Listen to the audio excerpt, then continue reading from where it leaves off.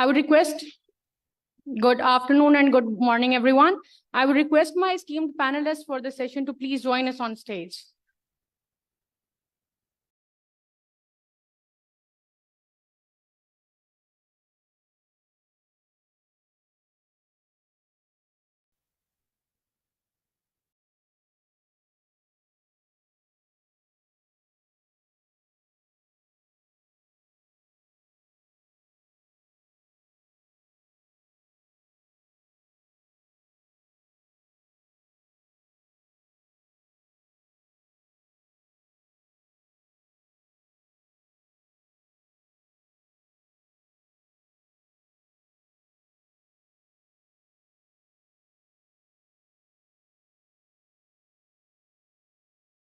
On behalf of SDPI, I, Zainab Mumtaz Baloch, welcome you all to today's 26th Sustainable Development Conference, Light at the End of the Tunnel, Hope in Times of Despair. Today's panel discussion is titled Sustainable Agriculture, Pakistan's Path to Food Security. And before we start off with today's session, there are a few housekeeping rules that I must announce. May I please request our speakers to keep their microphones off when they're not speaking to ensure good audio quality for everyone. May I please, speakers are also encouraged to switch on their cameras, especially when they're speaking, as if the network allows to do that without any disruptions. The session will be recorded and shared later for your kind reference. You are welcome to revisit the discussion later and feel free to share it with your kind network. We also invite questions from our audience and colleagues available here and present online. Please feel free to write your questions in the chat box or in the Q&A box on the right side of the chat window. I'd also request to please have the chat box open in the right window as well, or you can also indicate that you want to speak by clicking the raise hand tab on the right side of the chat window. To build the background and to introduce the session today, I believe Pakistan's agriculture sector is grappling with rising climate change challenges and extreme events like floods, droughts, erratic rainfalls, higher temperatures have led to harm crop and livestock productivity, threatening food security and rural livelihoods as well. The sector faces volatility leading to decreased output and food insecurity due to climate-induced disruptions in both cereal and non-cereal commodities.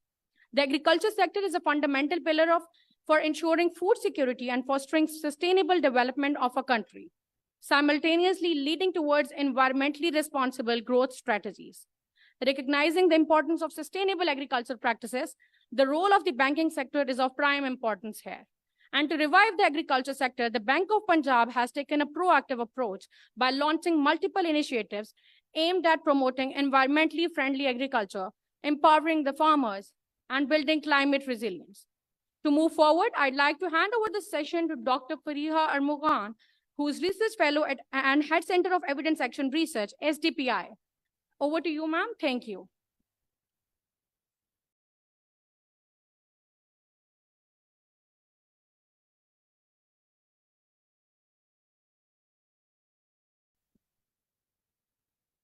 Assalamualaikum and good afternoon, ladies and gentlemen. I welcome you all to this panel session titled Sustainable Agriculture, Pakistan's Path to Food Security. The fragile world is tipping towards mass hunger, and fixing it is everyone's business. And today we are going to deliberate upon the nexus of sustainable agriculture and the pathway for Pakistan, and what role the public sector, private sector, and especially the financial industry can play in this regard. And it is extremely important how we define this intersection for Pakistan and what this metrics can offer for maximum positive outcomes. So our discussion is going to be focused around how can the private sector, financial industry, and public sector fortify against climate challenges, what strategies can ensure the agricultural sector long-term sustainability, and also how might the government formulate a robust working model to propagate strategies that can actually produce the output. So today there's a stellar panel that is lined up, and please allow me to introduce our distinguished panelists. We are joined by Mr. Zafar Masood, President, Bank of Punjab.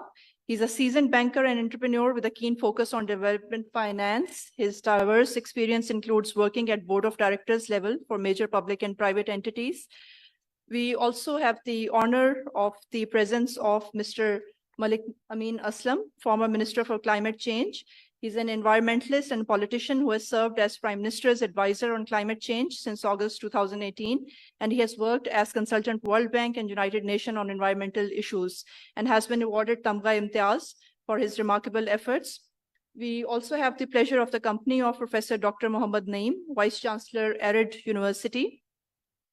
And he's an entomologist and a biodiversity researcher with 25 years of experience with significant contributions to the field of ecology. We are also joined by Dr. Babar Shehbaz, who is Professor Agriculture and Rural Development and University of Agriculture, Faisalabad.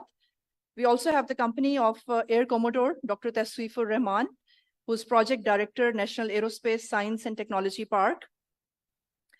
Mr. Kazim Saeed Saab has also joined us, who is co-founder and strategy advisor of Pakistan Agriculture Coalition, which develops business models for growth in agriculture with Pakistan's leading business groups. He is the author of the book, Do Pakistan, Har Pakistani Gharane Ki Tak Khushhali. We also have the company of Mr. Fawad Bajwa, co-founder Digital Data in Agriculture Republic. He has been working on developing sustainable agriculture policies for various national food security and climate change policies and interventions across Pakistan. He holds the honor of developing Pakistan's first food security and digital agriculture innovation ecosystem. We are also joined by Ms. Rija Tayyab Qureshi, Corporate Affairs and Sustainability Manager, Roshan Packages Limited. Ms. Rija has proactively working on reducing plastic consumption, promote recycling and sustainable practices, and spearheads initiatives aimed at environmental responsibility. And last but not the least, we are joined by Executive Director STPI, Dr. Abid Qayyum Suleri, who's a renowned food security specialist. Now, I would like to call upon Mr. Zafar Masood, President, Bank of Punjab, for a technical presentation. Sir, please.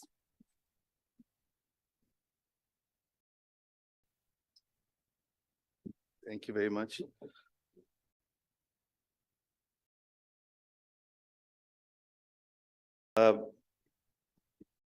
मैंने थोड़ी जल्दी इसलिए भी की because मेरी थोड़ी सी जो talk है वो थोड़ी लंबी है. मैं आप लोगों को पहले वार्न कर दूं कि जो 15 मिनट का टाइम मुझे एलोकेट किया है शायद मैं 1 आध मिनट उससे ऊपर चला जाऊं. और यहाँ पर कम से कम 3 लोग ऐसे बैठे हुए हैं स्टेज पे जिनसे मैं 1-1 मिनट बोरो कर सकता हूँ. काजिम सईद साहब, मिनिस्टर साहब और क़य्यूम सुलैरी साहब, और कमोडोर साहब से भी कर सकता हूँ. तो 4 मिनट तो मुझे यहाँ निकल आते हैं. मेरी कोशिश ये होगी कि मैं फिर भी 15 मिनट के अंदर अंदर ही रहूँ. Thank you very much SDPI. Thank you very much, Dr. Suleri. It's an absolute honor and privilege for me to be part of this illustrious panel. Agriculture and climate, both are technical, complex, diverse subjects. One can't consider him or herself to be an expert on the subject, especially with luminaries of agriculture and climate around you, like we have today in this discourse. Given the expertise on the stage, I would like to try and contribute to the dialogue on how finance and economics, which I know relatively better, can assist in achieving sustainable agriculture and eventually food security, of course. Since climate and agriculture are bosom buddies, so both these topics will be covered interchangeably and synonymously by me during my talk. And you may have to excuse me for confusing you on this at times. Let me start with a few facts on the topic. There are many facts about the topic, but I've confined myself to 5 only. So there is a myth, and Kazim Saeed have talked about that myth last week. in his very enlightening article in Dawn about the real contribution of agriculture on the economy. I will not like to narrate it too much because Kazim has covered it very well last weekend. I'll just give you a few facts about it. So there has been a twisted narrative which has been built over a period of last 2-3 decades. And mainly, to the benefit of service sector, which I'm also part of. And also for extending fiscal concessions to the industry. That, the contribution of agriculture directly is merely, 23%-ish. We have done a research at Bank of Punjab jointly with the PIDE, and we came out with the and Planning Commission, and we came out with the conclusion, which Kazim Saab also quoted in his article, that the direct and indirect contribution of agriculture is 45% towards the economy, and this is based on the backward and forward linkages that has been devised by ADB between agriculture and the other sectors. The second one, the potential of this sector, enormous potential, starting from crops, where there is a real potential for import indigenization and enhancing exports. Both put together has a delta of around $15 billion on your current account. If we got our policies right, we can actually correct this situation very well. Second one is aquaculture. Pakistan has a coastline of 1,046 kilometers, and we barely export any fish. Current annual exports are close to $500 million, which has been stagnating since 2017. The potential, however, is over $2 billion to economy exports as per the BOP and SDPI joint research on blue economy. Meat exports, contribution towards exports is merely $350 million, whereas it's estimated to have a potential of over $10 billion if you do the investments right and in a committed fashion for the next 5 years. Fruits and vegetables has less than $500 million of exports, and it's mainly wasted because of the lack of supply chain infrastructure and the branding. The export potential could be another $5 billion, if not more. Number 3, the third fact. The sector is a victim of 4 levels of inflation. Now, in this case, it is different from the others, and I'll tell you why. Number 1, the first sort of inflation is the imported inflation. Directly and indirectly, through their inputs, including energy, it is the victim of this imported inflation. We talked about $15 billion there on the export and the import side as well. Demand pull, given the fact that it's of essential nature, irrespective of where the prices go, the demand remains pretty much stubborn. And therefore, the demand inflation is also very much there. The third form of inflation is greedflation, most relevant in our case, perhaps. The greed for the wholesalers and retailers in the environment of increasing prices and inflationary pressures make things even more complicated for consumers and help in wholesalers to get away with demanding their agreed margin in prices too. And last form of inflation is shrinkflation, where the consumers get less for what its value for money in packed foods as the quantity is reduced by the seller to keep their profit margins intact. Fourth fact, food insecurity and human development.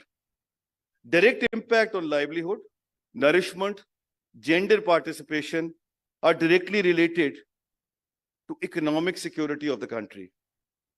Alarmingly, 36.9% of the households in Pakistan labeled as food insecure, within which 18.3% are in severe food insecurity, according to the Ministry of Health and UNICEF's National Nutritional Survey of 2018. Slightly lagged, but nevertheless, that was the latest number available. I'm pretty sure that that situation would have worsened now. And I tell you why. Well, first of all, it's the population dynamics. You all know the population dynamics, so I'm not going to get into that. But just to quote you, Pakistan's population growth is 2.55%, as opposed to the global average of 1.12%. Sustainable agriculture in Pakistan is intrinsically linked to livelihoods. Small holder farmers, 63% are below 5 acres of land, constituting a significant portion of the population. Approximately 67% of the rural women are attached to it, confront resource constraints and heightened vulnerability to climate change. Food wastage is another area of worry. Globally, nearly 30% of agriculture land is used to produce food that ends up lost or wasted, as highlighted by the United Nations' latest report. This number would be even bigger, I would assume, in Pakistan, given our eating habits and food storage dynamics. Last fact, but perhaps the most important one: subsidies grossly mishandled in this sector.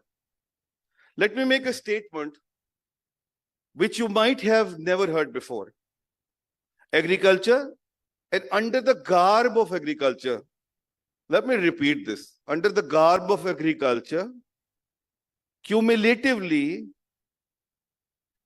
agriculture is probably the second biggest beneficiary and the second highest amount of subsidy extended by the government to it every year, after energy. Directly or indirectly, implicit or explicit in cash, from fertilizer sector indirectly to commodities directly, from electricity and gas directly and indirectly to concessional financing directly. There are many pockets from where this sector gets the support, and rightly so. I personally am a big supporter of extending subsidies to this sector in line with the global trend. However, in case of Pakistan, this subsidy is grossly mischanneled, and the real impact of them is getting lost in translation, as they say it. As per the PIDE report for 2021, subsidy to fertilizer sector alone for the benefit of agriculture came out to be 200 billion rupees a year. The commodities, the stock of debt there, circular debt in commodities, currently stand at 1 trillion rupees at the provincial and the federal government level. Similar is the case with the subsidies extended to this sector or under the garb to this sector. But the benefit of these subsidies are surely not evident in the productivity results. In fact, if anything, productivity results having been struggling. Therefore, one could safely conclude that the subsidies to agriculture sector are grossly mismanaged, and rather than acting as productivity enhancer, they are acting as productivity distractors. They, for example, are encouraging to use more fertilizer than it's required, thus destroying our soil quality and the climate at the same time. And on the other hand, end up using substandard seeds, directly impacting our productivity. I'm constrained for time, otherwise I would have explained to you. In fact, I have put an example here too of Ireland, where, because of the excessive use of fertilizer, how the quality of land was destroyed, which is, by the way, happened in our case also. And it's simultaneously impacting the climate change challenges as well. Let's turn to possible actions which will help us achieving sustainable agriculture and food security. All our actions shall be with the sole objective of lifting our productivity levels, and that also in many folds. Suggested actions broadly are, there are 4 of them. First, solutions should be homegrown and tailor-made. Agriculture and so as climate are most dynamic of all the sectors. They are more unknown and uncharted territories than any other sector possible. The environment and conditions varies literally at each piece of land, depending on how big or small they are, irrespective of their proximity with each other, at each season, at type of cultivation or nature of business, at plantation cycle, etc., they are different from each other. In climate change and decarbonization, as in education, health, healthcare, and provision of electric power, the problems are general, but the solutions are always local. What works in one place doesn't work the same way at all in another. That holds true, by the way, in our case, generally speaking also, when we talk about our economic policies. Innovations at the forefront have to be adapted and sometimes transformed to suit the peculiarities of the place in point. And because place-specific conditions are constantly changing, local adaptation rarely comes to an end. This ongoing adaptation of innovation to the economic, social, and political circumstances of a particular place, contextualized, as very rightly said by Sable and Victor in their book, Fixing the Climate. This is the starting point for finding any effective and efficient, specific, tailor-made solution to the problems at hand at both macro as well as micro level in this sector. Second solution to the problem. Solutions should be all-inclusive and fully encompassing. Given the fact that sector is all interlinked, as I talked about climate as well, and the other subsectors too. Sustainability of climate and agriculture needs 360-degree inclusivity and collaboration, starting from government's direct intervention to giving leeway to private sector to create markets, to provincial and federal government to recognition of role and contribution of middlemen Aarti. Very unusual, but Kazim Saab will bear me on this. I think they are very much part and parcel of the equation, and we can't just totally ignore them. Research institution, academia, advisors and experts, all are essential to achieve a breakthrough in the sustainable agriculture. Collaborative and cooperative effort is the name of the game. Furthermore, human development needs to become a major driver of policy making in the food security context. Each subsector, livestock, farming, aquaculture, require specific attention and policies for nurturing of this sector and contribution to the overall economy. The third solution, control food wastage. Something very much in our control. इसके फौरन बाद हमारा अभी lunch break है, तो जरा please को याद रखिएगा, शायद वहाँ थोड़ा सा काम आ जाए. Efforts to control wastage, food wastage, can be practical and actionable through the establishment of community-level storage facilities and distribution networks coupled with educational campaigns to promote responsible consumer behavior. This approach ensures that the food produced reaches its intended consumers, reducing wastage and enhancing overall food security through the use of technology, as in UK and EU. However, it's important to recognize that while science can make strides, changing human behavior remains a challenge. We need a similar campaign within our societies and communities too desperately. And I'm starting it from today with this address.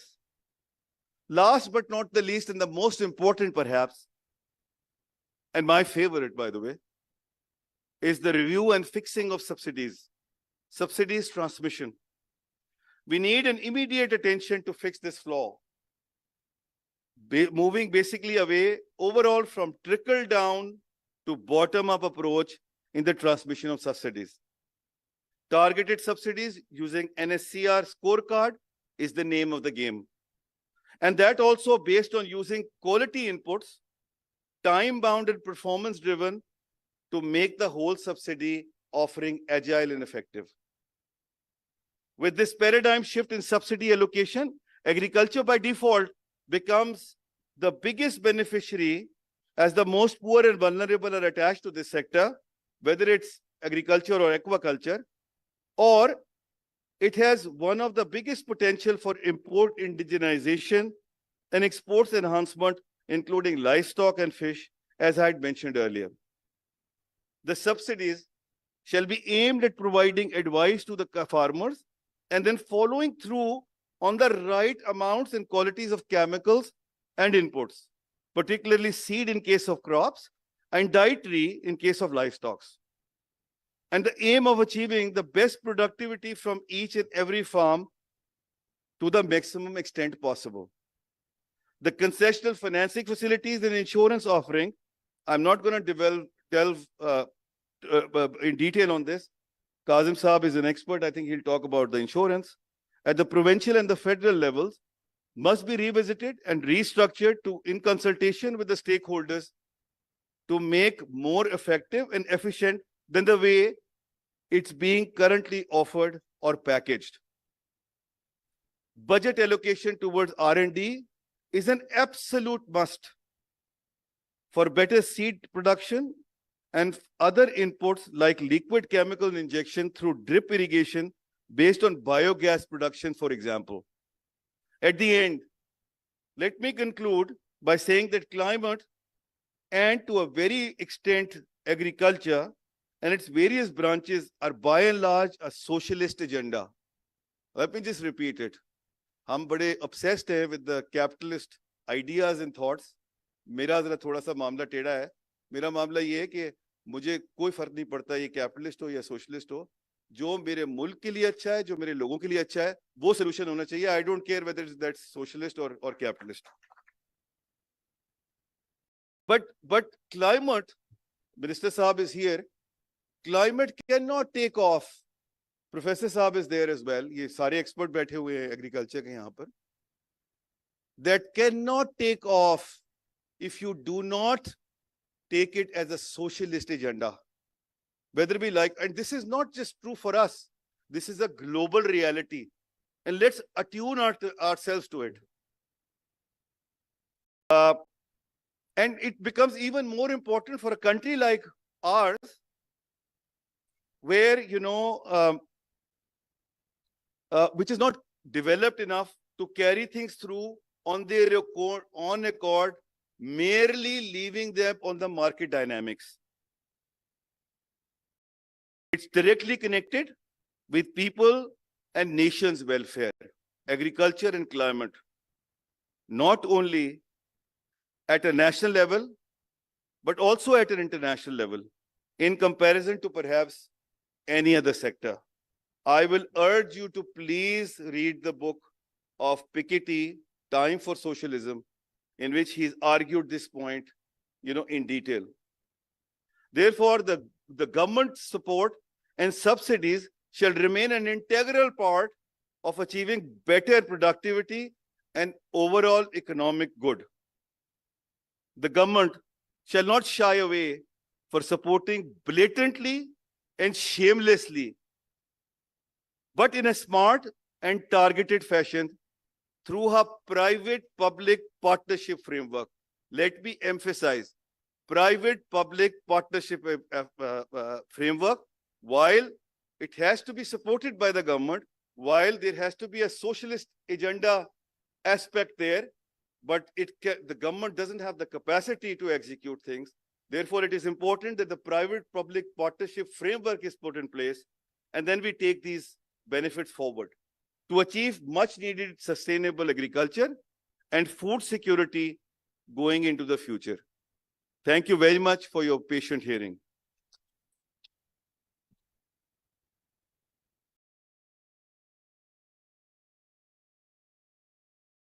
Thank you very much, Zafar Masood Saab, for very insightful technical remarks. Now, before we open the floor for panel discussion, I would like to invite Dr. Abid Qiyum Suleri, Executive Director, STPI, for introductory remarks. So please.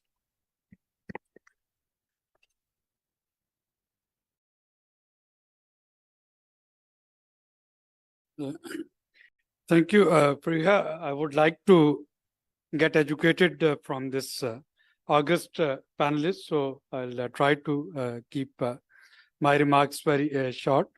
I think one liner that I must say that I endorse every single word that Zafar Masood has said here.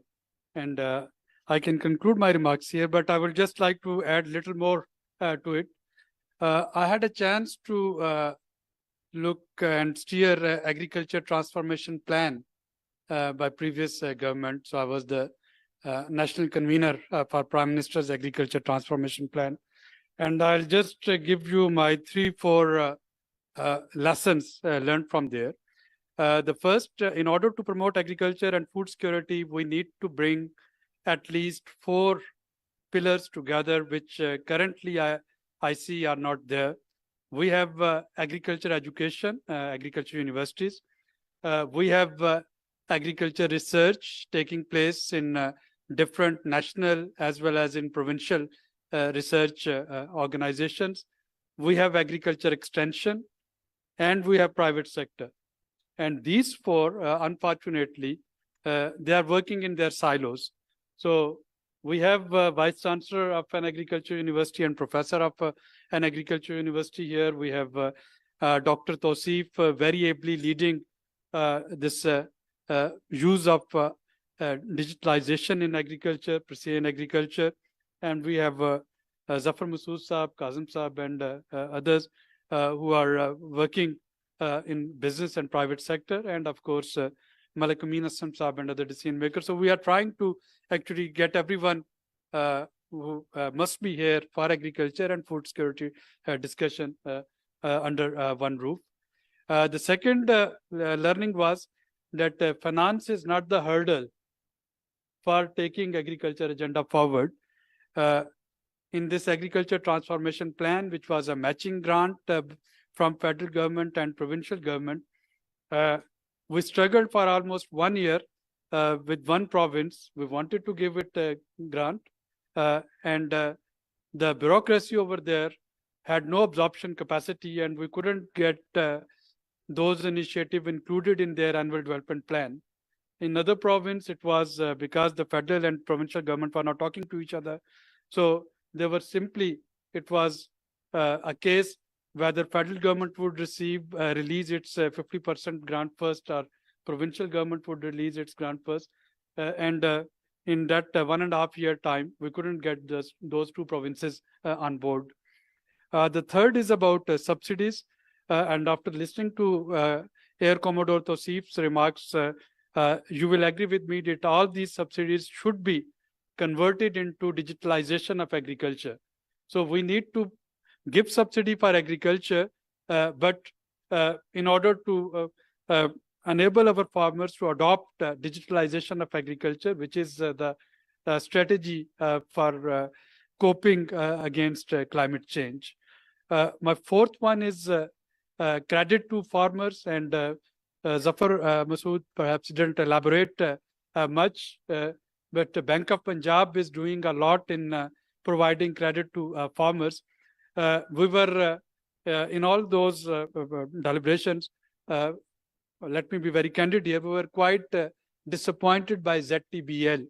All other non-agriculture credit provision banks, they are advancing much more credit than the bank which is there to provide specific credit to agriculture. And that leads me back to the governance issue.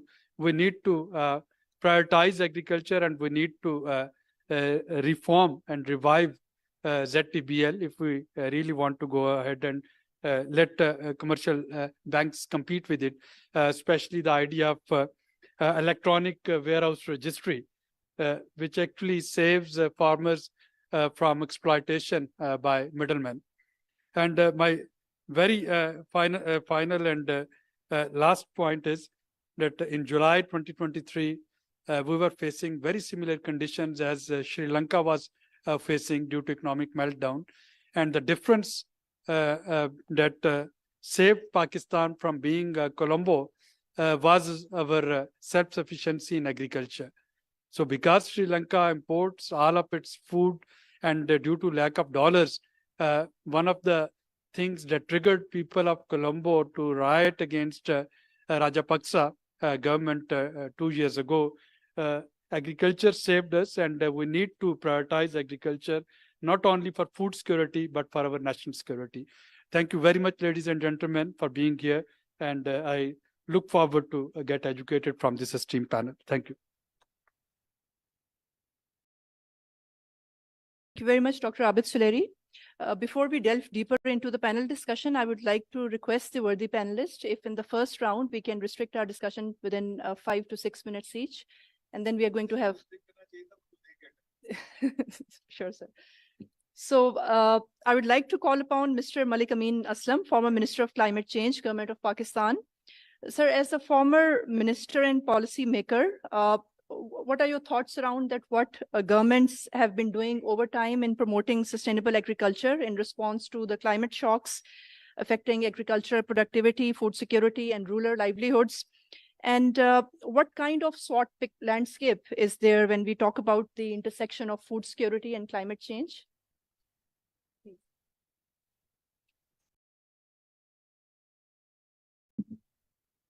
Bismillah ar-Rahman ar-Rahim. Distinguished ladies and gentlemen, Assalamu alaikum. I would like to first of all thank STPI for providing me this opportunity to talk about a very, very important subject for Pakistan. I will just start off by, a report that has come out 2-3 days back. It's called the UNEP Emissions Gap Report. This report tells where we are going on climate change, where the world is going on climate change. And unfortunately, it's a disastrous report. The report is suggesting that what was agreed at Paris by the whole world, by 178 countries, that we are going to reduce our emissions by 1.5 degrees by 2030, there is only a 14% chance that the world is going to meet that target. So the world is way away from what it had agreed collectively in 2015 in the Paris Agreement.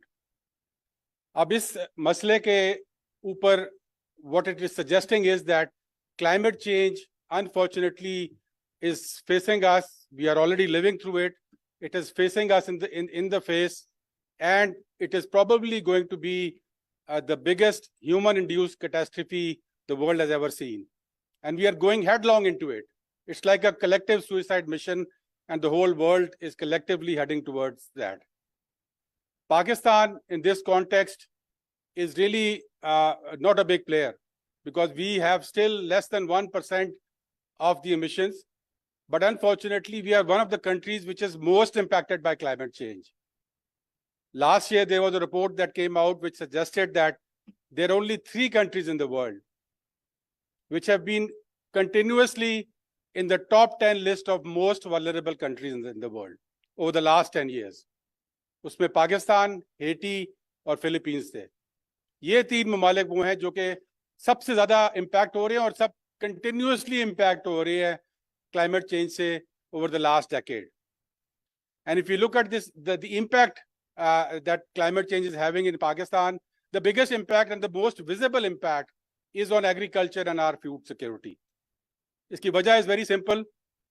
Climate change impact करता है आपके पानी को और आपके temperature को. Both things are intrinsic when you want to be in the agriculture sector. Any shifting in the timing, in the intensity of rains, any shifting in the temperature patterns, the weather patterns has a direct impact on agriculture. And our farmers are feeling it. I myself am a farmer, and we are feeling it on the ground when we talk about climate change. Climate change is not a far off reality. It is something which is facing Pakistan's farmers on the ground. And this impact is further aggravated by the fact that last year we saw something very unique and actually dangerous happen in Pakistan. कि पहला 2022 का जो flood था, it was the first flood that happened in Pakistan which was induced by the monsoon rains.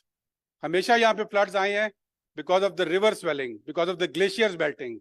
But this was the first flood that happened because the monsoons were in the wrong place at the wrong time with the wrong intensity. And that water is still standing there because it has no drainage. Sindh का तकरीबन 30% arable land जहां पर गंदम और कपास उगती थी is now underwater. And it is under constant threat of climate change because this freak monsoon pattern is going to get repeated in the future. So, this is a very, very stark scenario that faces Pakistan in the face. So what it is meaning is that हमारी जो crop productivity है, जो जमीन है जो कि crops produce करती है, both are under threat, both are reducing. दूसरी साइड पे हमारी जो population है वो बढ़ रही है और जो हमारी outreach है agriculture की वो अब Central Asia तक है, जहाँ से गंदम वहाँ तक जाती है. So the bread basket is reducing, but the pressure on the bread basket is increasing. So this is all, unfortunately not good news for Pakistan. But on the other hand, there is a good news intrinsic in how Pakistan has been created by Allah Ta'ala. Pakistan में अल्लाह ताला ने अगर ये मसाइल रखे हैं तो इन्हीं मसाइल के हल के लिए वो वसाइल भी दिए हुए हैं. And they are all nature based. They are all nature based solutions that Pakistan has. I'll give you two examples. One is water. We all talk about the fact that Pakistan is getting water scarce. Pakistan is not water scarce. Pakistan is a country where we poorly manage our water. सारे facts ये बताते हैं कि पाकिस्तान का पानी वही है, population बढ़ रही है इसलिए पर कैपिटा लेवल पे आपका पानी आप कहते हैं तो आपका कम हो रहा है, लेकिन पाकिस्तान के पास पानी बहुत होता है. यहाँ पर 100 दिन के पीरियड के अंदर जब आपके ग्लेशियर्स मेल्ट कर रहे होते हैं और आपकी मानसून साउथ से आ रही होती है, on an average we get about 30 billion acre feet of water जो कि अरेबियन सी में हम फ्लश करते हैं.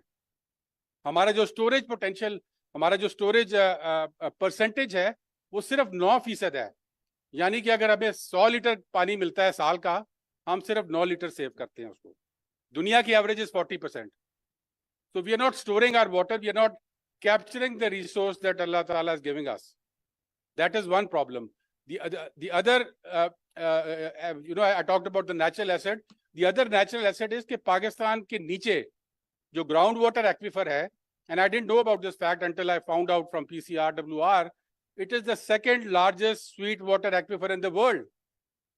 We are not the second largest country in the world in terms of land mass, लेकिन हमारे नीचे जो पानी है aquifer में, it is the second largest sweet water aquifer. Again, we are not managing it properly. We are mining it, to extinction at some points, and at other points, हम उसमें से निकाल ही कुछ नहीं रहे. And we share this sweet water aquifer with our neighbor, which is India. और जिस तरह वो गैस की फील्ड में झगड़ा है कतर और आई थिंक ईरान का, उसी तरह ये भी है कि जो पहले खींच लेगा वो फायदा उठा लेगा, जो सही तरह मैनेज कर लेगा वो फायदा उठा लेगा. तो I think we need to again, I raise this point because Pakistan में ये रिसोर्स है, ये वसाइल हैं, लेकिन we are not managing it properly. The other one is land. अल्लाह ताला ने यहाँ पर जमीन भी वो दी है जहाँ पर हम एग्रीकल्चर करके इसकी फूड सिक्योरिटी को बेहतर कर सकते हैं, अपनी पर कैपिटा यील्ड्स को बेहतर कर सकते हैं, पानी को बेहतर इस्तेमाल करके इसी पानी से ज्यादा क्रॉप यील्ड्स पैदा कर सकते हैं. सो वो सारे वसाइल यहाँ पे मौजूद हैं. So the question you asked me about policy, policies भी यहाँ पे बहुत बनी हुई हैं. Climate change की policy भी बनी हुई है, food security की policy भी बनी हुई है, adaptation की policy भी बनी हुई है. In fact, मुझे कुछ दिन पहले मैं कोरिया गया था, वहाँ पर एक ग्रीन गैस इंस्टीट्यूट है. उधर there was a document which of indicators. When I was going through it, तो एक इंडिकेटर में पाकिस्तान नंबर 1 था. तो मैंने कहा यार ये तो बड़ा जबरदस्त हो गया कि पाकिस्तान नंबर 1 क्या चीज है. And the indicator was the number of policies and strategies made but not implemented. That's where we were number 1. So policies तो हैं यहाँ पे, implementation में we need implementation of those policies. यहाँ पर climate smart agriculture के नाम से एक project start हुआ है. वो हमारी गवर्नमेंट के दौरान उसको $50 billion GCF से मिले थे 9 डिस्ट्रिक्ट्स के अंदर. The idea was कि उन 9 डिस्ट्रिक्ट्स में जो सिंध और साउथ पंजाब में है, इन चीजों का हल तलाश किया जाए, फिर उसको रेप्लिकेट किया जाए पूरे पाकिस्तान में. So that is a project which is underway. It is a pilot project, but उससे lessons सारे हुए हैं जो पूरे पाकिस्तान में लग सकते हैं. And the lessons are not rocket science. We know that we have to move away from flood irrigation towards drip irrigation. We know that we have to move away from these seeds which are all now polluted towards new seed technology which can fight climate change, जो drought resistance हो, जो climate resistant हो, उसमें investment की हमें जरूरत है. And we also know that हमारी जो जमीन की productivity है उसको बढ़ाने के लिए, जिस तरह जफर साहब ने बताया, fertilizers की जो input है, गलत ज्यादा fertilizer जानने से भी आपकी crop कम हो जाती है. उसके लिए आपको smart technology चाहिए जो मौजूद है इस वक्त, जो आपको बता सके farmer level पे, मौसम का अर्ली वार्निंग सिस्टम्स बता सके फार्मर को कि क्या होने वाला है, ताकि वो अपने आप को एडजस्ट कर सके. और हमारी जो क्रॉप पैटर्न्स हैं और क्रॉप की वैरायटीज हैं उनको हम क्लाइमेट चेंज के मुताबिक शिफ्ट कर सके. Because climate change is going to happen, it is happening, it's not going to go away. I have told you where the world is heading, it's heading in the wrong direction. And unless we take a U turn which is not coming, we are going to be facing head on this climate change. So इसके लिए हमें अपने आप को adapt करना है और उसके लिए हमें क्लाइमेट स्मार्ट एग्रीकल्चर करने की जरूरत है. अगेन उसका पायलट प्रोजेक्ट भी मौजूद है और उसके सॉल्यूशंस भी मौजूद हैं. I would like to just finish by quoting a very personal example. I work myself on an area जहाँ पर पहले फसल नहीं होती थी, और आई गॉट सम लैंड, और जमीन के ऊपर वो रेत के टिब्बे थे बहावल नगर के पास. 3-4 साल पहले I put in my own investment. Half of it I put in drip irrigation, solar fed orchards. तकरीबन 6000 वहाँ दरख्त लग चुके हैं और मुझे दरख्त वैसे ही बहुत पसंद हैं, और अल्लाह के फजल से अब वो फसल दे रहा है, और वो इन्वेस्टमेंट 2 साल के अंदर वापस आ गई. इसी तरह जो बाकी एरिया था उसका जो रेत का टिब्बा था उसको हमने लेवल किया again with my own investment, और वो पहले साल में उसने अपनी रिटर्न जो है वो वापस कर दिया है. तो पाकिस्तान में जो कहते हैं ना कि जरा नम हो तो ये मिट्टी बड़ी जरखेज है साकी. So I think we need to focus on the opportunities and focus on implementing things, and each one of us, can benefit from agriculture going up and our food security being safe. Thank you. Thank you, Mr. Amin Islam Saab. Now I would like to turn towards academia, and I would like to invite Dr. Babar Shahbaz, a professor at University of Agriculture, Faisalabad.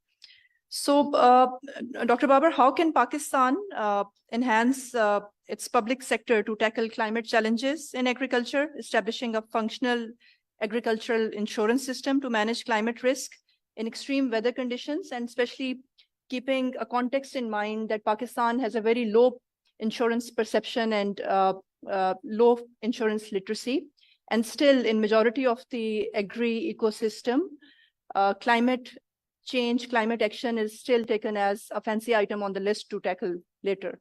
So your thoughts around it? Thank you very much. It is always a pleasure to be as a speaker to give a talk in the SDPI's conference, which has a really good impact on policy. So as the theme of this session suggests that, in fact, Pakistan faces numerous challenges in achieving food security and sustainability to its economy. So basically, when we talk about the sustainable agriculture and linking it with the climate change, we always face the dilemmas, or there are trade-offs between conservation of natural resources and minimizing the environmental impact, which are the main pillars of sustainability. And on the other hand, the economic sustainability and food security. So we are facing various challenges, and at the same time, we are having some current issues, and then there are some ways forward. So challenges are multifarious. My previous distinguished speaker have already talked about it. For example, water scarcity. The Honorable Former Minister have rightly said that we have abundance of water. And I was reading a report on climate scenario and linking it with the water scarcity, that we have the Indus river system. The water runoff is mainly dependent on the glacier melt. Mostly more than 80% of the water in the Indus River system is dependent on the glacier, as contrast to the river in the other rivers in the region, which are mainly dependent on the monsoon. And up to 2050, there would be more melting of the glacier, and there'll be more water in the rivers. We will be having the more floods, we'll be having the more rains and all this. But after 2050, when the glacier would be exhausted, and then gradually we'll be having sort of real scarcity of the water. So what planning or policy do we have beyond 2050 if we talk about sustainability of agriculture? And similarly, the input is one of the major issue for the farmers. Soil degradation. As we know that our agriculture system is dependent on the 5 major crops. We are having the intensive agriculture. Wheat is the dominant, and then with wheat we have cotton, rice, maize, sugarcane, and in some area we have mixed cropping system.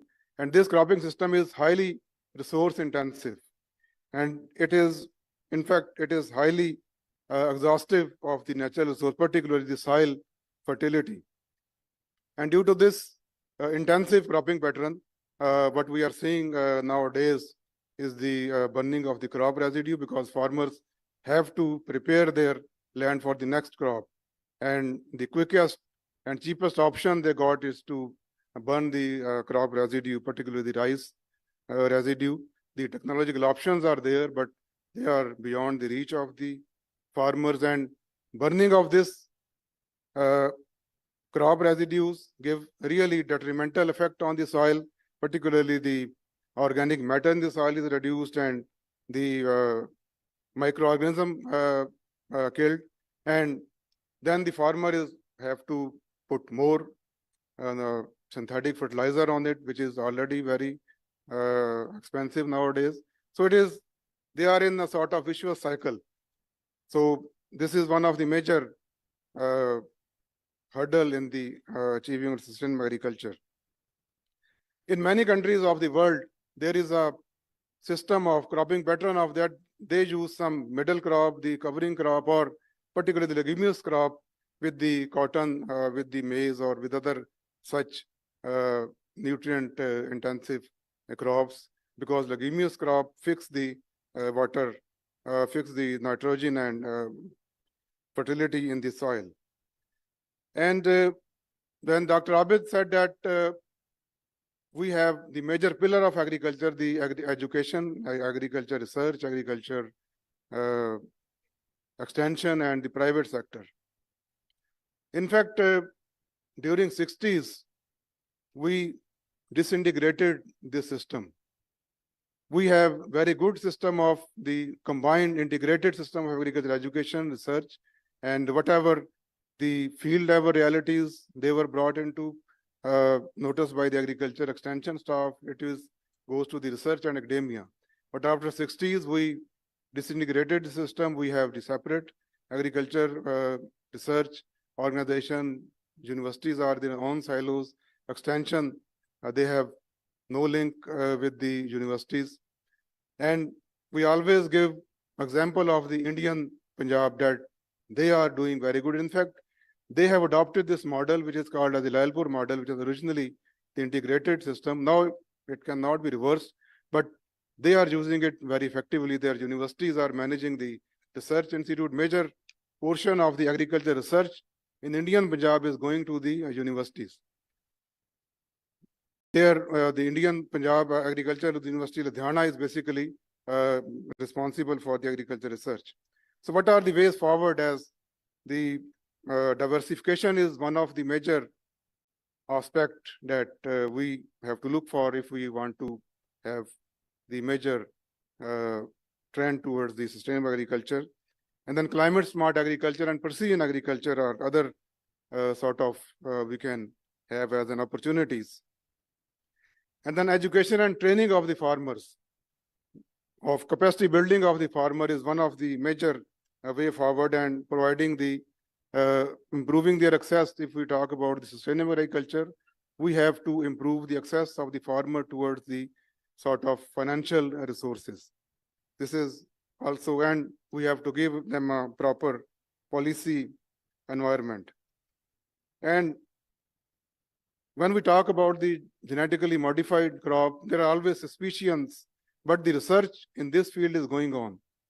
We should not completely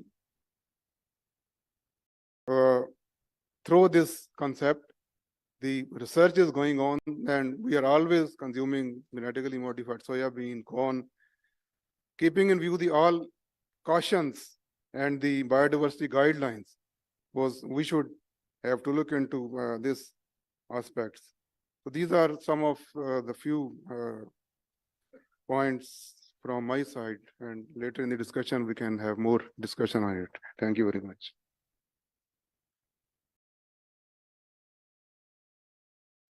Thank you, Dr. Babar Shahbaz. Now again coming to academia, and I would like to invite Professor Dr. Naeem, Vice Chancellor, Arid Agriculture University. And my question to you, sir, is that what role academia is playing in driving research and innovation for sustainable agriculture, and how much contextualized are the proposed solution? And a burning question is that since Malik Amin Aslam Saab mentioned that all the policies and frameworks are there and it's the implementation. So how much is the disconnect between the research that is put forth by academia and implementation? Does it loses its rigor when it reaches the implementation level? So please, your thoughts around it.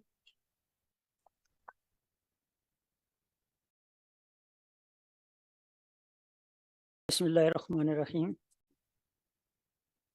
Honorable panelist, respected participant, Assalamu alaikum. Firstly, I am thankful to STPI and Bank of Punjab to arrange this policy forum.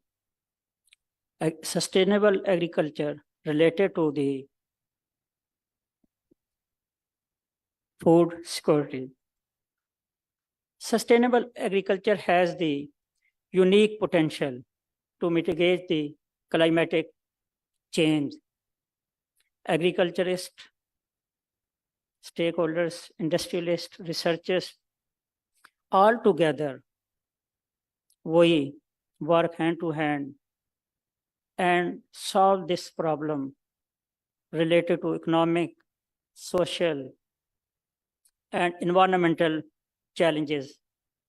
Visions of sustainable agriculture and food is the important for the world, which is food should be nutritional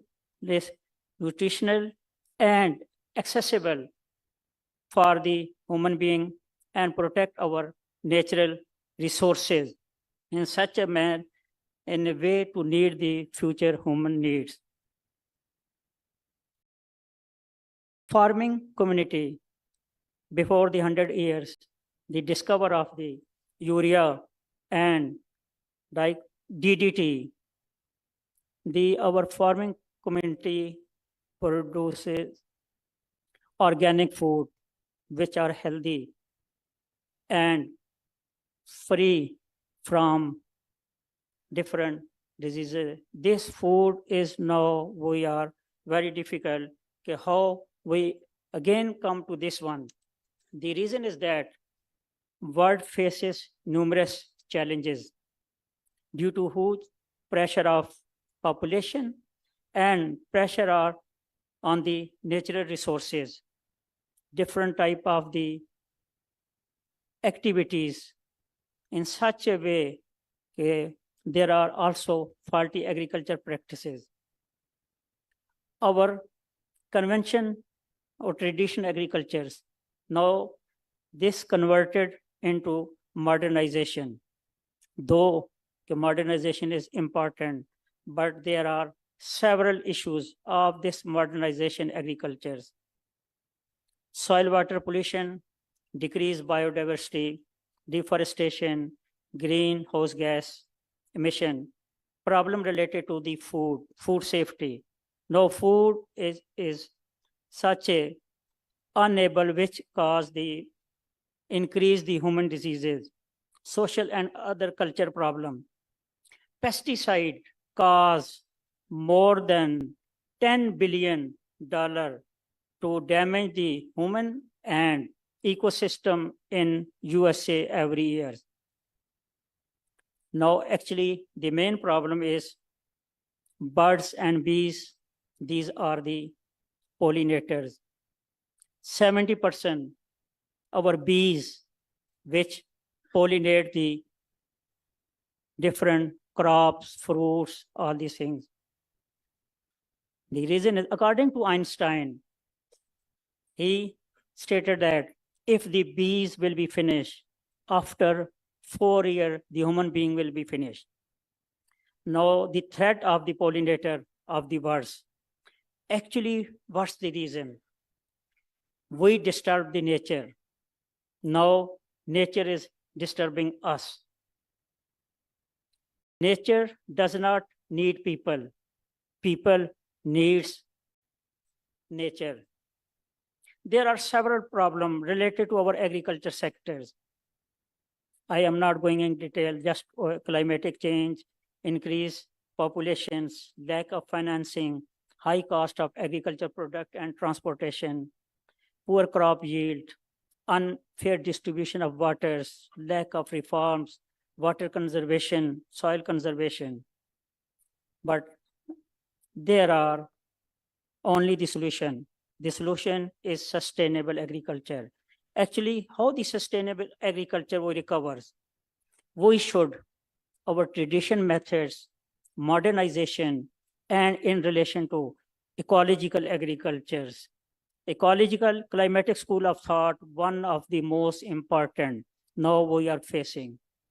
In this way, there are several solutions. Firstly, I just have seen our 2 faculty members we are in the Pothwar region, our faculty members and our PhD student, they are doing the outreach program in the 5 districts, 4 districts, Pothwar, Rawalpindi, Chakwal, Jhelum, Attock, and Khushab. The role of this one is just to provide the good variety of the seeds and how the seeds are treated. For example, chemical biozone, and what are the method. Actually, our farmers are unable. They are using their seed maybe 20 years before. They work hard but unable to get the production. And this activity is one of the most important, and we are doing on our own resources. And the next, we have also increased on the different and each tehsil level. Farming practice need to upgrade. The use of the biological control agent. Actually, mostly our farming committee are unable to how these biological control increase. I just only give one example. For example, sowing of the wheat crop, there are some farmers, they put sarson, canola seed in the wheat crop. What's the reason of this one? Farmers say, our forefathers do this practice because this is due to the increase the yield. There is a logic because on the wheat crop, there are different type of aphid species. On the sarson, canola crop, there are different type of the aphids. They attract the pollinator, predator, and parasites. After the pollinators, they transfer from the sarson crop to on wheat. In this way, biological agent which increase the yield. It's a good practices. And another is agri-silviculture. Now we disturb the nature. Now it's a time to recover this one. This is only happen, the growing of trees and such a trees in relation to crops. In England, there are also a system, silvorable agriculture forestry system. In this way, we can save, we can increase the crop yield, as well as the farmer can get another income related to the forest area. Soil and water testing is also important. Actually, the farmer have no idea which type of the fertilizer we use. They just use the urea. Maybe their soil is rich in urea. That's the important. We need to testing the soil and then recommend to the farmers. In our, also we are working in one of our best lab, public health. And dengue labs is the best in our university, and they are performing good to save the human health, measure the different type of the control of the dengue mosquito. I just add the apiculture. I have also apicultures in the president house. Ex-minister was there. And this is the one of the most important. Our honeybee, which is increase the yield, our best pollinator. Or there are some farmers, for example, in the Saiwal, and they are using these bee box, and these are important to increase their yield and seed in this one. We are also important is our collaboration with the agriculture extension. Both you collaborate and increase provide the advanced technology to the farmers. Also, at the moment, we are working in the urban horticultures, provide the kitchen gardening to our urban societies. Right. Okay, due to the short of time, I just only, for example, our one doctor, they invert 2 lines of the peanut, groundnut. At the moment, the farmer are getting the 10 to 12 kg per acre. According to their 2 lines, the crop yield of the peanut increase to 40 kg per acre. And also their oil is one of the useful, and the raw material of this oil is 52% of the protein, which is more than the meat. At last, due to short of time, I just only want to say, maybe we are in milk production, we are in 4th or 5th position. Actually, the main thing is I'm not sure how much taking the pure milk. Reason is that we need to improve. As ex-minister said, there is a management problem. That's why our country is very beautiful. Well, we need to collaborate, and our policy should be persistent. We ignore all other things. Once again, I am thankful the SDPI for provide this forum. Thank you. Thank you very much, Dr. Naeem. Now I would like to invite Mr. Kazim Saeed, Strategy Advisor, Pakistan Agricultural Coalition. So we are essentially a net food importing country. How can we enhance our yield? And what are the policy measures or support mechanism should be there to ensure agricultural sustainability and address food security system that has already been battered by COVID, climate change, and energy shocks?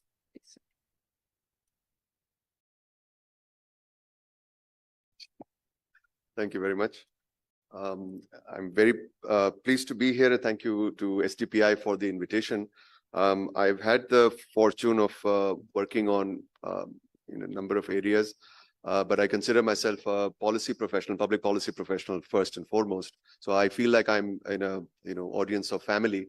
And among family, if I may say, generally at policy school, they teach us about how you have to first see if a proposal or a scheme for government makes economic sense or for a country.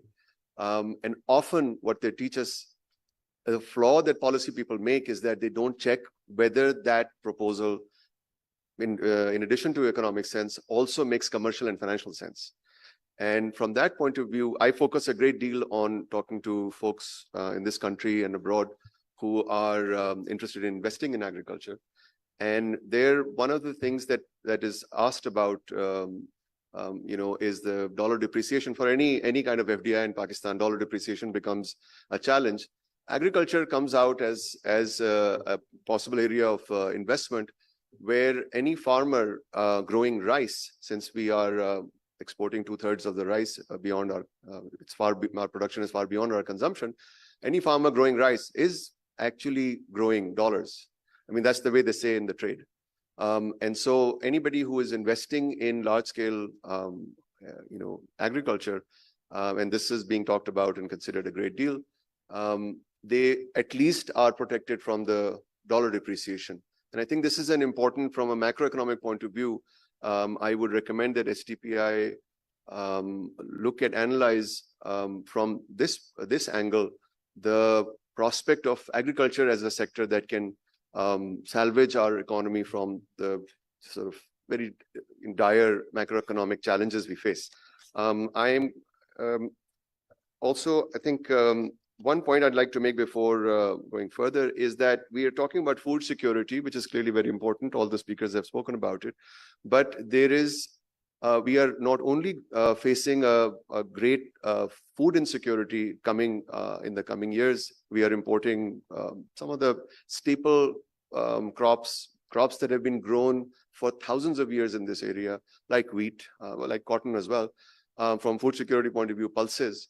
But there is also a grave feed insecurity, and I'm talking about animal feed here.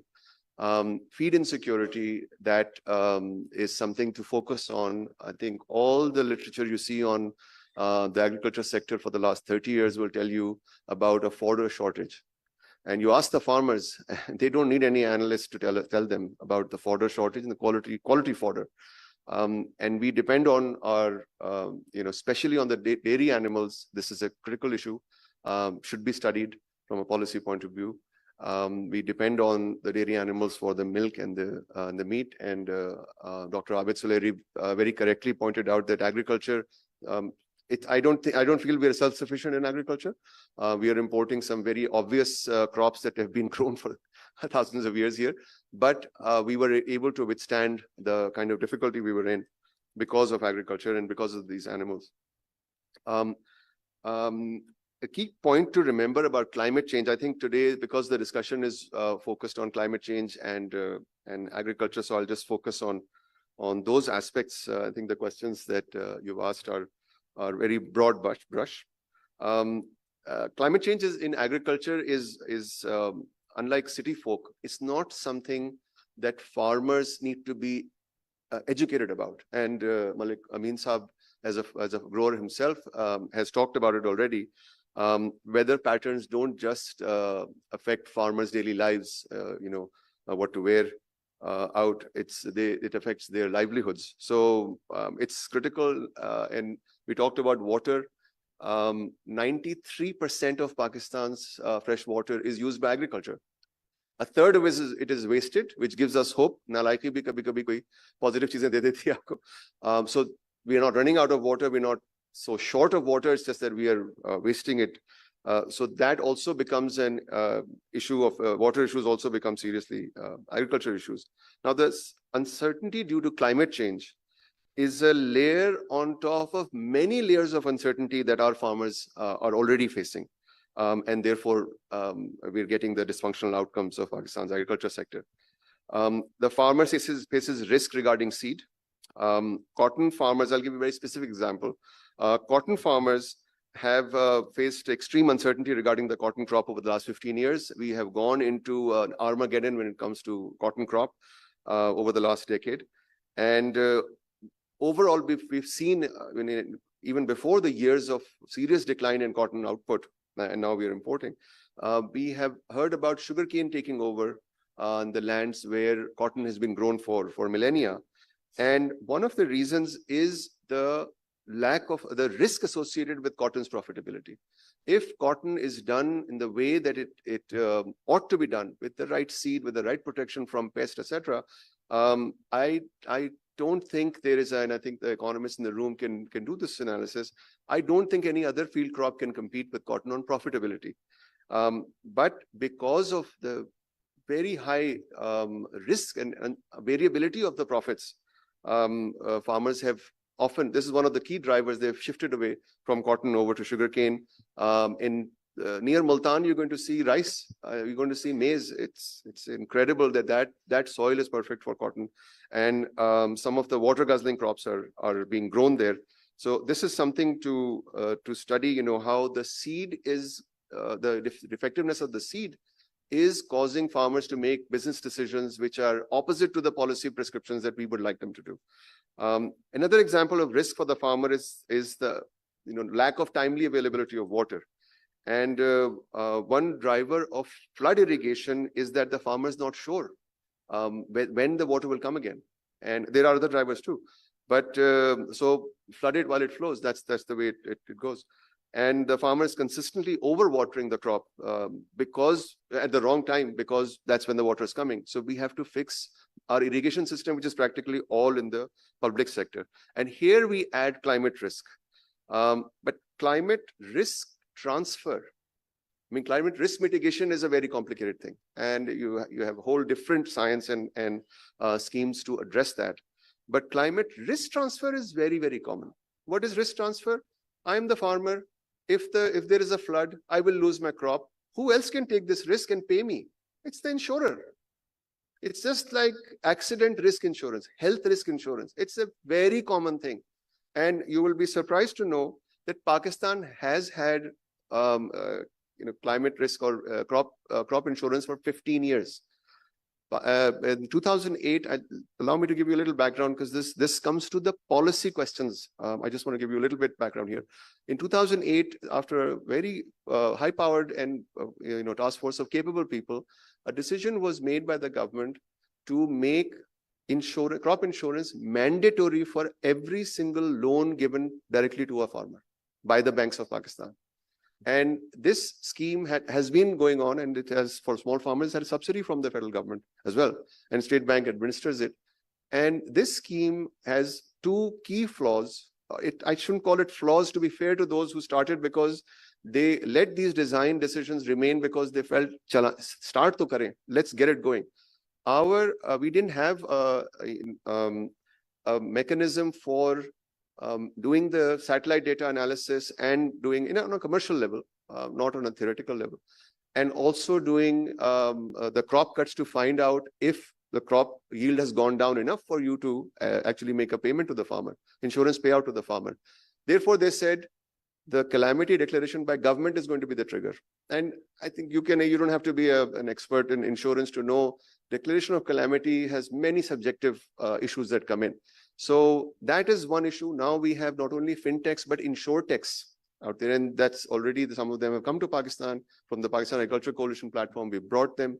The pilots have been done. And I think Dr. Abid Suleri was right that Zafar Masood Saab has been very humble in talking about the Bank of Punjab's initiatives. And they've paid the premium on behalf of the farmer to test this out. And there have been payouts in their pilots because of the heat wave last year for wheat, and also the Sutlej overflow, which nobody expected that, and also for whitefly, etc., for cotton. So this insurance is available. The other issue with the scheme that's already there, other than the fact that only 18% of Pakistan's farms actually have a loan, so all the other farmers need it as well. The other issue is that there is a cap on how much payout can be made, and this was because Pakistan's insurance industry doesn't have the financial depth to take on the risks of agriculture. And the solution to this in so many other markets is other emerging countries like ours, emerging economies, is that 80% of the risk is taken by the global reinsurer and 20% by the local insurer. And this has also been tested. We have brought the global reinsurers to the Pakistan market. And there is a proposal that we've put up to the government of Sindh, which it's being considered, and some donors are looking at it. Government of Punjab also started something like this. But at the end of the day, the small farmer cannot afford this insurance. And in most countries of the world that have crop insurance schemes, the premium for the small farmer is covered by the government. And I think what Mr. Zafar Masood has pointed out, the subsidies are going to the wrong places.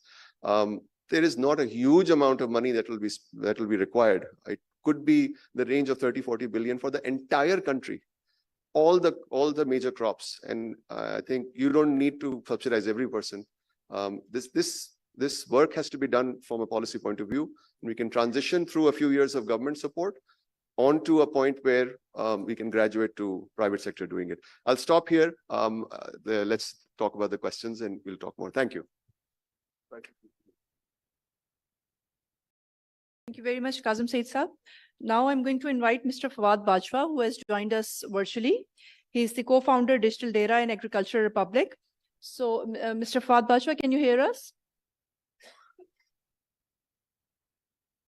Can you hear us? Yes, I sure. can hear you. So, my question to you is that how the private sector is using technology for sustainable agriculture in Pakistan, and what benefits do farmers gain from digital solutions? And especially since you are a founder of a fintech, how private sector is empowering sustainable agriculture, and some thoughts around your experience on this. Thank you. Thank you very much. Thank you, SDPI, for having me on this August occasion. You've been touching upon real critical issues which the sector is facing. And for a startup community like ours, which has evolved within the agriculture, food security, and climate change policy space, as well as finding solutions to most of the pressing problems that were identified in the Agriculture Republic National Consultation process, which happened for 2 years, from 2020 to 21. And during this time, we identified critical areas which are well published. They're in the news, they're across various publications. And the problem remains that the fundamentals are still not solved. And how do we solve those fundamentals is again itself a very fundamental question. And when we try to address these issues, we fall into the fallacy trap of that, okay, if we've put it on paper, it's been done. Sorry to say, it's not been done. Why do I say that? Because you have a lot of institutional gaps in the country. Those gaps need to be filled. The sector is highly unorganized and remains unorganized. It is highly untech savvy. The young don't find agriculture interesting anymore. The farmers, which is a larger community, it's a small holding community farmer, had never had any interception by international multinational companies or national companies that work within the agriculture space in Pakistan. Sadly, we can go over this again and again. And the fundamental problem is that the small holding farmer is like an scapegoat for everyone. Just mention the name and you've addressed all policy spaces and you've addressed all the issues. That's not the case. Small holding farmer remains highly disenfranchised. They cannot afford technology. They cannot afford digital agriculture. They cannot afford mechanization. And the truth remains that this challenge is a very large widening gap. And critical steps need to be taken to address this. Now, digital agriculture is one of the institutions created by Agriculture Republic. There are a number of them. They haven't been publicly announced yet because the infrastructure is being set up across various regions in Pakistan. So digital agriculture as an infrastructure company is trying to connect the small holding farmer at their doorstep. Digital data does not exist in cities. It has nothing to do with urban centers. It is not for the privileged 35% population of Pakistan. It's for those that are still unconnected to the internet. It is for those that have never benefited from digital agriculture. Now, coming back to a more rational explanation, your corporate farmers, your large farmers, they already have access to certain advanced technology. You have companies like Bally, Davison, and all these large international American companies working in Pakistan with corporate farmers. Those technologies can give you yield predictions. Those technology can act as early climate warning systems. But those tools, apart from the meteorological department in Pakistan and a couple of startups, nothing is available to small holding farmers. And sadly, the infrastructure does not exist for them. And that is why digital data was created in the first place, to go into villages, take their datas or farmer community centers, convert them, renovate them, bring them on renewable energy, create an infrastructure that can house technology, because this is very urbanized technology. So it has to be housed within the rural setting. And then create a farmers learning center so that they can be trained on climate smart or climate resilient agriculture, farming practices, ways to cope with the brunt of climate change. And our digital data network operates in 2 regions of Pakistan. Now we're expanding it across 50 locations, reaching nearly 200,000 farmers and small farming household communities. Now that's one aspect of it. Coming to the challenges at the moment. We've been part of Agriculture Republic does a lot of advocacy and engagement with the government at the federal, provincial, and local levels. So we've been part of critical, the 6-member National Yield Agriculture Improvement Committee as part of the Prime Minister's efforts in the previous government. We've been part of the Economic Revival Committee. We've helped design some of the budgets of Pakistan at the federal level and at the provincial level. And there's one challenge. Policy is just blanket for everyone. Smallholding farmers do not witness a separate policy, a more focused policy, a more sensitive policy. Policy does not differentiate in Pakistan between gender, especially youth and women, and it does not sensitize itself according to the poverty levels of this very large community of nearly the 7.5 million households. I've had occasional discussions with Zafar Saab as well, and my partner Amir Hayat Bandara is a known name within the SDPI circles as well, and we've been trying to help policy become more sensitive to the fact that these disenfranchised need to be included by new ways. The other thing, to the fundamental question about startups, startups are your only bet at the moment. The problem is that in Pakistan, for like you look at every sector, you'll find 5,000, 6,000 companies working in those sectors.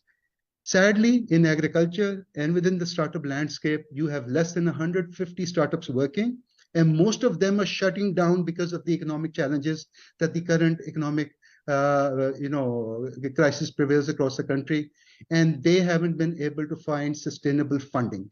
There is no National Agriculture Innovation Fund. You could have just, created a fund based on the Ignite model. The Ignite model takes a certain percentage of revenues from telecom operators working in that deregularized sector. So the same could have been done from 2% of revenues from the multinationals and the agriculture companies in Pakistan, and a sustainable agriculture innovation fund could have been created. We also proposed this as part of the agriculture strategic plans. We also proposed this on a number of occasions at different layers of government, but somehow there has been a lack of interest in going sustainable in terms of agriculture financing or agriculture innovation financing. Agritech, who's going to pay for it? The smallholding farmer is not going to pay for it. That is why Agriculture Republic established a separate institution, which is Digital Data, to provide digital agriculture and high-speed internet connectivity at point-to-point basis at Digital Data to smallholding farmers at their doorsteps. So we need to work on innovative models which are sensitized to the fact that the digital divide is widening. The telecom connectivity gap is increasing. The PTA statistics are showing that the connectivity levels are decreasing. Even in the neighboring country, it has been falling significantly. And you would be hearing certain kind of news nowadays about, if the SIMs are not being used, they're going to, charge a fine on them. So something is happening within the connectivity, and that has to be focused as well. Is rural connectivity falling? If it is falling, it wasn't there in the first place. If connectivity wasn't delivered to these smallholding communities in the first place. So that was the gap we started addressing. We even talked with the Universal Service Fund in Islamabad. We tried to find common solutions, but it's a very hard space. So there are clear challenges within the space of smallholding farmers that we need to address in a with a much more sensitive lens, and we need to have a certain kind of division within blanket policy for the whole nation for agriculture and a more sensitized climate smart policy development for smallholding farmers. And we're just one institution right now working within this space. We need hundreds of institutions to come into this space and work on smallholder farmer connectivity, because that is your poverty line. We need to figure out ways how to reduce this, how to reduce these gaps. Digital divide on one end, the other divide is no access to mechanization, no access to digital agriculture, and policy making can take years. Agriculture is a private enterprise. It is land owned by people themselves. It's a private enterprise, and we have to recognize this. And this is why the disenfranchisement happens, because we are unable to understand this gap, and policy needs to come back to the table and try to look at smallholding farmers from a different angle and use the corporate farming and the large farmer resources and translate them in some creative manner, like what Digital Data as a hybrid startup is doing and what the other 100 startups are doing. Just to conclude, agri-tech startups in Pakistan have evolved as children from these corporate farmers or large farmers. They have studied abroad, they've come back, they've tried to implement technology solutions to their own farm challenges. Then they have evolved from there. All the startups that you hear in Pakistan have been coming from personal farming experiences. They still have to be sensitized to the needs of smallholding farmers and to find models, new blended vehicles to finance and support this activity. Thank you so much. Thank you, Mr. Fawad Bajwa. And just continuing on building on the pillar of technology, may I please invite Air Commodore Dr. Tasrifur Rahman, Project Director, NESTEP. So your perspective on digital technologies enhancing the efficiency and sustainability of farming practices. Thank you. Very much. Bismillah ar-Rahman ar-Rahim. Assalamu alaikum, dear audience. I would first like to thank STPI for hosting such a wonderful event, very pertinent, and also giving me the opportunity to be amongst this auspicious and esteemed group of panelists. So first of all, a disclaimer, I'm not an agriculture expert, neither a climate expert. I'm here in the capacity of a technologist. And I'm sure Dr. Abid Suleri, as he's been working very intimately with us, that's why he's called upon me to offer some comments today. I think I would like to start with the theme of the event today, which is agriculture, sustainable agriculture and climate change. Unfortunately, both of these things are something which are not only Pakistan specific. As humanity, we have lost initiative on all these aspects. So whatever has been the human behavior in the last century, I would say, that's been entirely irresponsible with regards to agriculture. And so we're in the same boat. And this realization is deeper internationally. There are a lot of dignitaries visiting us from neighboring countries, and I'm sure they are of the same feeling. And they're ahead of the curve also in terms of finding solutions which lie not just in one space, but all across the board. Because when the failures are of this magnitude, challenges such as the Honorable Minister pointed out, that the climate change actually is an existential threat to humanity, if not catered for in the short term. So the responses are also expectedly, and that's the case. The technological intervention that I am responsible for, there's nothing that I have to reinvent. It's done somewhere, validated somewhere in the world, and it is available. And how to bring it to your own solution space, that's where the missing link is, to make it sustainable for your own self. Unfortunately, when we talk about sustainability, most of us understand sustainability in Pakistani context as our challenges with yields and some of the other things. But sustainability is a very big problem. It caters for the soil exhaustion. How do we ecologically and responsibly maintain? And some of these things, if we bring to forefront today in Pakistan, I think it would put everything at halt. So what this mandates is basically creating roadmaps with a very clear understanding of our fundamentals, as Mr. Fawad from Digital Data was pointing out. I could, from his feedback, see that he's interacting at ground zero. He's interacting with the way the battle is being lost on every day. He feels what is missing from the policy. So all of that information, in an economic sense, in a whole well-thought strategy needs to come together. So otherwise, blind focus, seeing some panacea in technology, that if we bring this, it's going to magically solve our problems. That's not going to happen. Human beings solve problems, and human beings solve problems by thinking deeply about them and creating roadmaps. So if you want to be successful, I would like to, it's very cliche to quote Mr. Stephen R. Covey, but I think the three principles that he lays down in his, that be proactive, begin with the end in mind, and then first things first. This is the classical thing. And we have lost proactivity as a country. We have been around for 75 years. And we have, from the day one, agriculture was our backbone. And even after 75 years, when we talk about our economy, we say agriculture is our backbone. But unfortunately, the state of affairs is, it's very dire in terms of technology penetration, the way the distribution of land, the way it's being managed. We're fighting a losing battle if something is not done in the short term. But again, now, bringing things back to the more, because everybody, when we talk about these, the problem is very well understood. We have a lot of experts in all the domains. We understand the problems. We can articulate them as well. And there's no need to scare more people with more data. It's pretty bad. If we're importing wheat from Ukraine, I had a chance to visit Ukraine a few years back, and it was covered in snow at that time, the whole entire country. And if that can sustain not only itself and export wheat to Pakistan, I think this is really something, a point for me as a Pakistani, is a point of embarrassment. But looking at the positive side of things, the reason I'm present here is because I'm an aeronautical engineer by profession. I did my aeronautical engineering, did my higher studies in supercomputing and artificial intelligence and whatnot.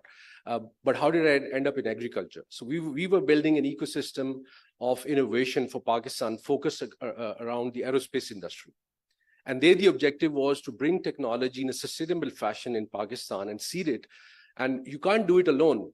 You can't do it alone in the public sector. You can't do it alone by government policy alone. It's a teamwork.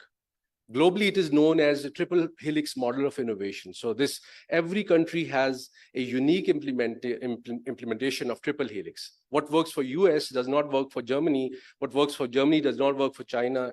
And what works for China doesn't work for Turkey, for instance. Every country has created their own model of success. But the formula is there. So along that line, we basically started creating these national ecosystems, which we call the National Aerospace Science and Technology Parks, which are taking shape across the country. It's not very advertised activity because we're focusing more on work rather than bringing the right ecosystem stakeholders together. So in the same context, we constituted a project called Green AI, which is now a project in its third year, where multiple ministries are stakeholders and they're bringing in. So when we were constituting this project, even NASTEP, NASTP, the science center were not there. So it was based on a roadmap, how to make sustainable technology. So what we found interesting for our interest in the aerospace industry, we found there's a huge overlap of the interest in the agriculture sector, which is technology deprived, and it basically is requiring a very, very deep intervention of technology, while the showstoppers are incredible. They're very formidable. None of the things that are my colleagues have pointed out, they're not trivial. They're very, very challenging, whether it be in communication, data management. So what we sat down, we looked at what we have together and where are these gap areas that we can fill in with.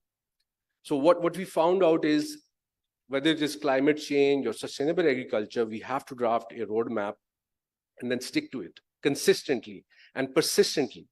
So consistency and persistence, this is what the single formula for success is. If we can't do that across governments, across various, then there's going to be no result. And the sad story is that as Muslims, every day we 5 times pray, we are saying, Ihdinas Siratal Mustaqim, which is basically, most of us understand as a straight line path, but I think while it's a valid translation, the meaning is much deeper. It's basically consistency, a consistent path, which we can follow day in, day out. Whether it is shiny today, it is raining today, we can persistently follow a path. So that ability is what we see lacking. We've all witnessed the cricket match recently, Australia's 6-time winner, very, very consistent performance. We have been world champions, but our performance is not consistent. And that's all across the board. So as Pakistanis, we need to take, I think, a deep reflection. The way forward is in connectivity and collective response, for which we are very, very ill-equipped, ill-trained, and we need to focus on the tools, the modern ways of connecting. And this is very critical, where I think digitization and technology plays a very, very crucial role. So just like digital data and some of the other projects that are working in the space, bringing data and information, I think this together, this brings a platform for collaboration. It basically brings visibility and transparency to the problem, so everybody can respond equally in their respective areas of influence. So some of these technological aspects, each of them has a solution, but how do we integrate into our particular challenge areas? This is going to require a lot of thought. There are a lot of efforts which have gone in the past as well. from the Green AI, we are conducting a national blueprint study and with help from STPI. My invitation is to all the people who care about agriculture and sustainability in Pakistan to please help STPI draft this roadmap and bring already existing work that has already been done into the space so that we can actually draft this roadmap together. With that, I will just because it's getting closer to the lunch also, so people may be getting impatient, so we'll get to the remaining. Thank you. I would like to invite Ms. Rija Tayyab, Manager Corporate Affairs and Sustainability, Roshan Packages Limited. So contribution of the private sector, what strategies or initiatives is private sector undertaking to mitigate these adverse impacts?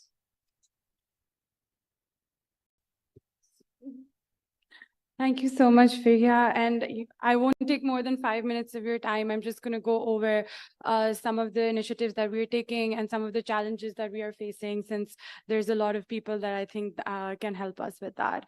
So Roshan Packages Limited, aap log soch rahe honge, what does packaging have to do with agriculture? So how we started off Roshan Packages Limited, we started off with our corrugation unit. And that was because we were as Roshan Enterprises, we had started or were trying to export fruit and vegetables from Pakistan to the rest of the world. And the main problem that our founders were facing was a lack of packaging in Pakistan. So what was happening was food losses aside, which I'll go into further, when you want to sell your product at a premium, or if you want to export it, your packaging needs to meet certain standards.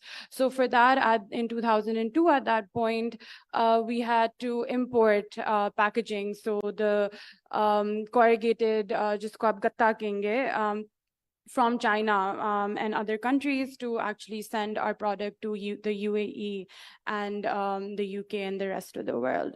So that's really how Roshan Packages Limited came to be. We came to be because we saw a need that farmers had in terms of packaging so that their fruit could fetch a better price and could enter into newer markets. So that's the main reason why we are here and why we are working with farmers. They happen to be our customers, they happen to be our clients, but also our partners.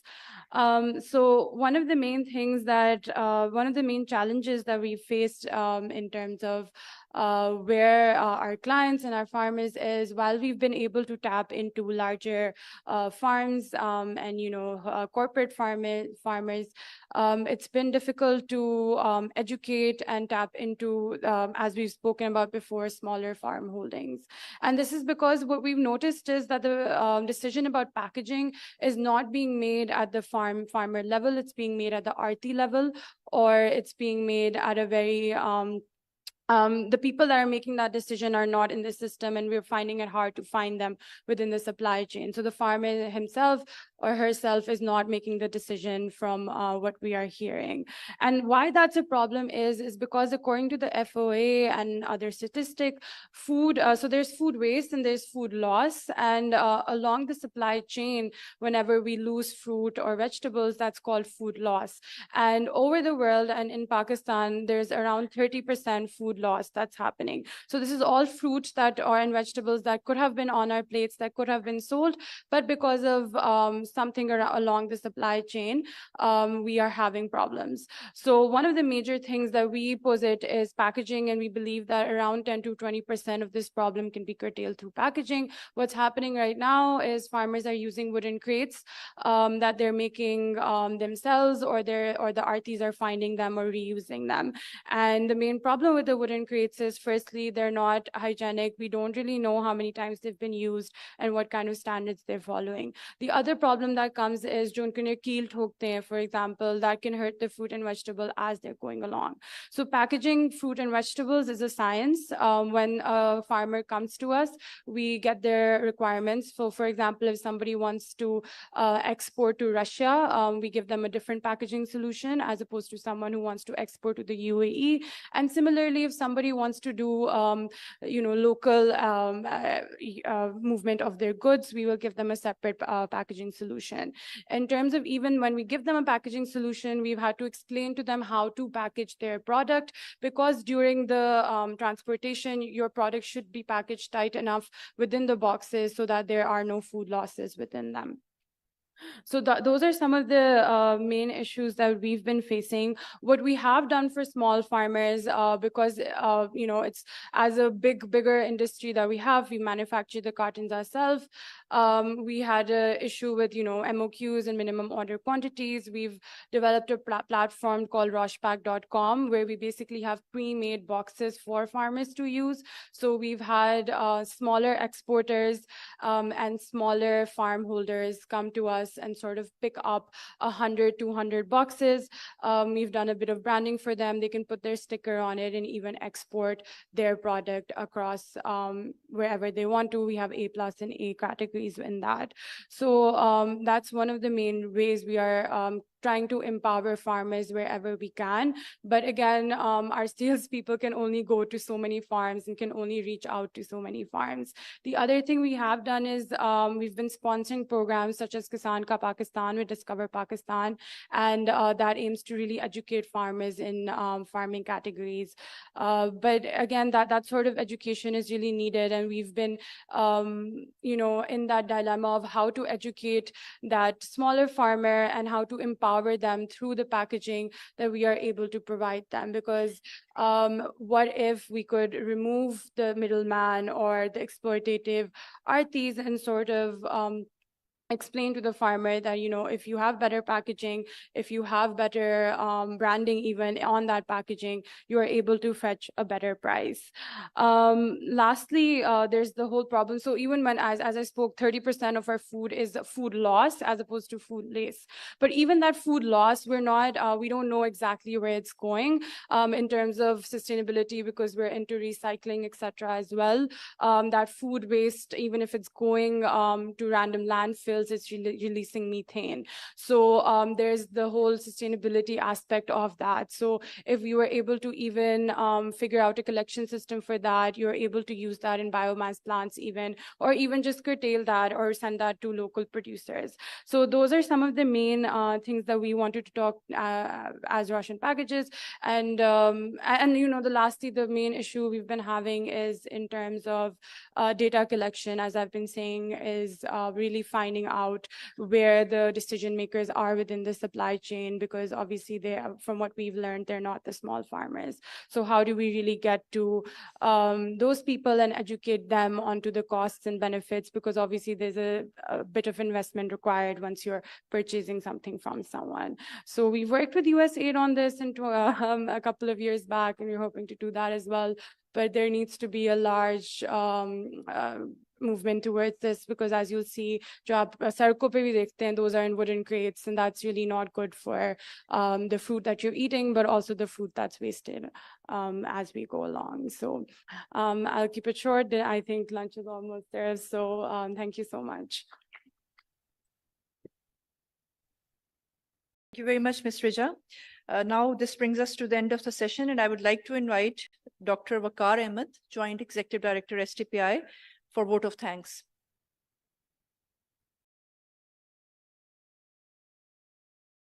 Thank you, Dr. Fariha. Let me start by thanking really a very engaged audience here today, and really apologize because many of you wanted to ask questions, and we had questions online as well. But of course, the session went a bit beyond the time. But the intention really wasn't bad. अभी शकीब इलाही साहब मेरे से कह रहे थे कि आपने जो स्टेक होल्डर मैट्रिक्स बनाई थी सेशन के लिए, उसमें से किसी स्टेक होल्डर को छोड़ा नहीं है. So starting from Minister Saab, we had a policy maker. We of course had people from the financial sector. We had people from the academics, from the private sector, of course, from the startups, from the Agriculture Coalition, academia. So the idea really was to bring all of them together. One of the stakeholders, of course, who wasn't here in the panel, and I can see them in the audience, of course, and they'll continue the discussion during the lunch break, is of course the Agriculture Beat Media, who writes on sustainable agriculture. And I see many of them sitting over here. So thank you very much for your presence. Let me formally thank Dr. Babar Shehbaz Saab, Mr. Kazim Saeed, Dr. Tausif, Mr. Zafar Mahmood, Malik Amin Aslam Saab, Dr. Naeem, Ms. Rija, and Mr. Fuad Bajwa. We are really grateful to Bank of Punjab for their collaboration with us on the sustainable agriculture when it comes to research, capacity building, and advocacy on this subject. So with this, I think we break for now and join for the next section on climate and environment at 3 p.m. And of course, before that, lunch as well. So thank you very much, and please put your hands together for this panel.